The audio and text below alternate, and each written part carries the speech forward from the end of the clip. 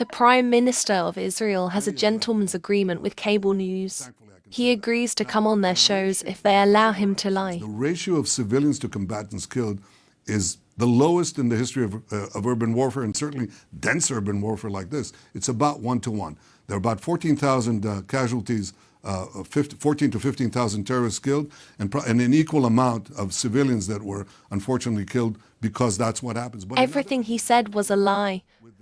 It's standard operating practice for the Israeli military to cause large numbers of civilian casualties. Early in the war, Israel had eyes on a target. They knew they would kill dozens if they dropped a bomb on a crowd in a refugee camp. They dropped the bomb and killed 70 innocent women and children to get one bad guy. Does that sound like 1-to-1? He also lied about how many terrorists they've killed. The Israeli military counts every male it kills as a terrorist. If they kill a 92-year-old blind man who can't walk, they count his death as killing a terrorist. Half the population is meant, so that's how they come up with the 1-to-1 kill ratio. The host doesn't challenge or correct the lies. He knows that the network would fire him. In 2005, they fired the host of Nightline for challenging a guest who lied. I was watching the night Ted interviewed the National Security Advisor for the Bush White House. Condoleezza Rice had just spent the weekend appearing on network news shows. The host smiled and nodded as she lied about Iraq. Ted challenged her when she lied. He did this again and again because every answer she gave was a lie. The network fired Ted in 2005. That same year they promoted others.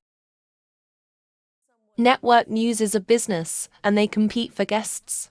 No politician is going to go on a show if he has to tell the truth. It's now the Democratic senator from West Virginia, outgoing Joe Manchin. Senator, it's really good to have you. Welcome. Well, it's great to be with you, Katie. How are you doing? We're here in Chicago. Joe has become the face of corporate America in the Senate. He fought for Big Pharma and Big Oil and blocked the child tax credit that would lift 3 million children out of poverty. The host fails to mention any of this. Hillary Clinton avoids journalists. So why is she talking to Rachel Maddow? Hillary knows this is a safe place, and Maddow is never going to ask a hard question and call her out for telling a lie. What do you see as the disconnect there? Look, I think it is true that a lot of people in our country don't even know what he's done. And part of that is they don't get their news from MSNBC. They get their news from social media, if they get any news at all. Hillary is saying that Joe Biden's problem is that people don't know the facts. I think she got it wrong.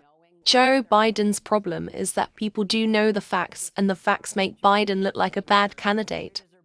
People are tired of the hosts and guests on cable news gaslighting them. This will continue for as long as access remains the coin of the realm in journalism.